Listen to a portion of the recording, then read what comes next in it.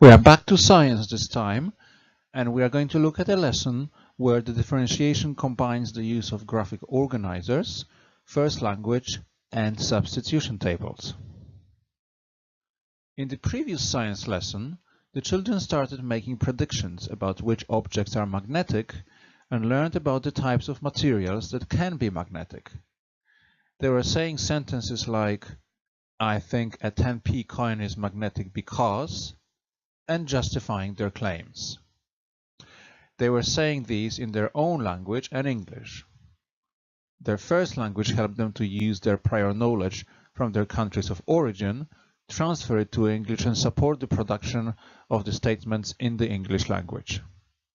Trouble is, of course, that "I think" is not exactly formal scientific language. I wanted them to be able to make predictions and then verify their claims using proper formal academic language, such as "we found out," "we discovered," "it corroborated our claim," or "it disproved our claim." Think that new arrivals can't be taught this? Think again. Anything is possible in my classroom. For this, we needed, as I already said, a combination of the first language, graphic organizers, and substitution tables. This is how the lesson went. First, the students needed to revisit their knowledge from the last week.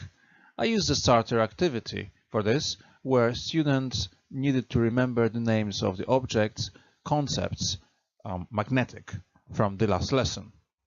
I produced 3 versions of such revision. The lowest, red, level needed to match the pictures to the terms objects. The middle level, orange, needed to do the same, but only had the first letters of the terms.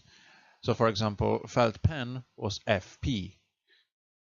The top green level needed to simply write the words for the pictures presented to them. This went quite well and speedily. The objects in the list were the objects for which the learners were about to make predictions and investigation with. I used just a little bit of the EAL Nexus magnetism materials here. First, the students needed to make predictions as to whether the objects were magnetic or not. This was a collaborative learning activity where students needed to use speaking cards. It's not good teaching of the English language if a learner can just say magnetic or not magnetic and be done with it. The EAL Nexus resources had speaking cards, but I adapted them so the word think wouldn't be used.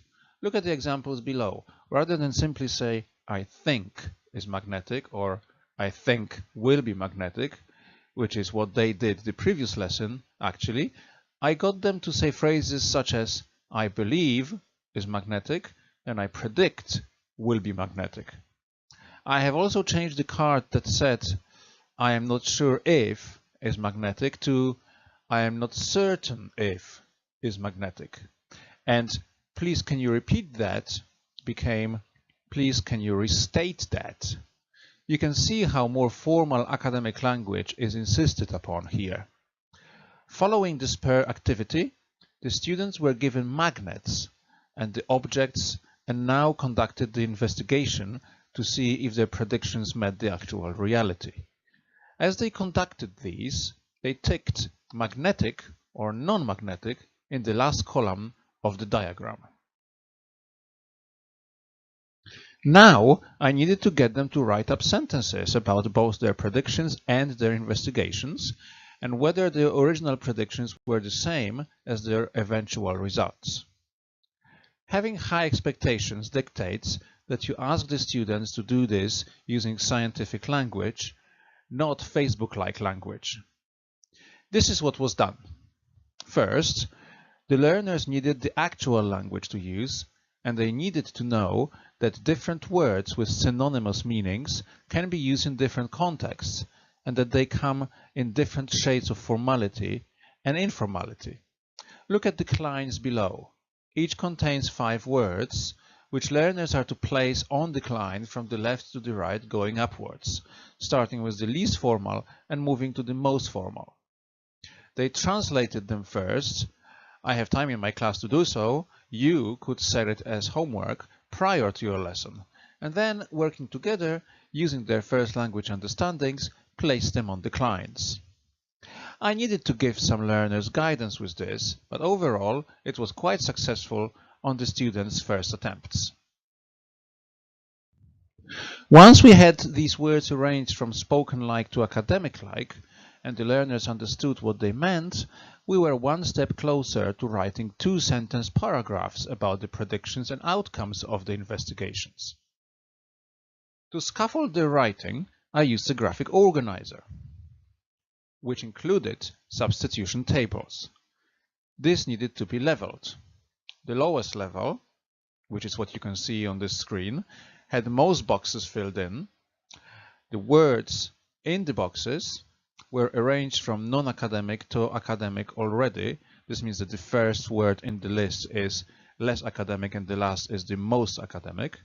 But they needed to highlight the ones they chose, which were supposed to be more academic. Where you see the arrows, the decision needed to be made between magnetic and non-magnetic. In the second sentence, which is a complex one, they needed to decide whether to use a word from the first list or the second list to show that their findings either corroborated or refuted the original claim. This is where most of the struggle came across the class, but again, with support, they were able to get their heads around it. The orange middle level looks a bit similar, but here the words in the boxes are not arranged from the least formal to the most formal, but are mixed up, so more thinking is required to figure out which word to use that is more academic. Additionally, the choice between was and were was removed from the black arrows in the second part of the paragraph, and the students needed to figure it out. I did not remove would be from the arrows in the first sentence. For this level, I deemed this to be far too challenging. The fact that will in we predict it will changes to would when we change the sentences tense to a past one, as in we predicted it would, felt considerably outside the zone of proximal development for these learners. The green level is clearly the most challenging here, as barely any words are present, and learners are asked to write in the academic words into the boxes themselves. Clearly, they need to know which set of words makes sense in which sentence and in which position in the sentences. For example, predict needs to be used in the first sentence only, but cannot be used in the second.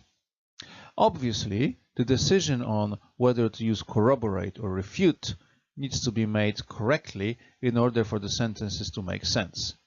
As you can see, for the top level, I did remove would be as well. These learners were able to access this. Keep in mind that we did rehearse these sentences and their grammatical structures orally first, before starting to put the pen down to paper.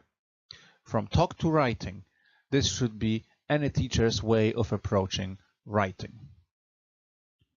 The result was that the learners were able to write reports of their investigations using scientifically sound and academically sound sentences. We combined the use of the first language on the clients, graphic organizers, and substitution tables. These were the tables giving the learners the choice of words such as supported or verified. We also promoted the use of academic language and avoided giving the learners an impression that they can use simple language to get by within the subject of science. No one should remain under such impression, including EAL learners.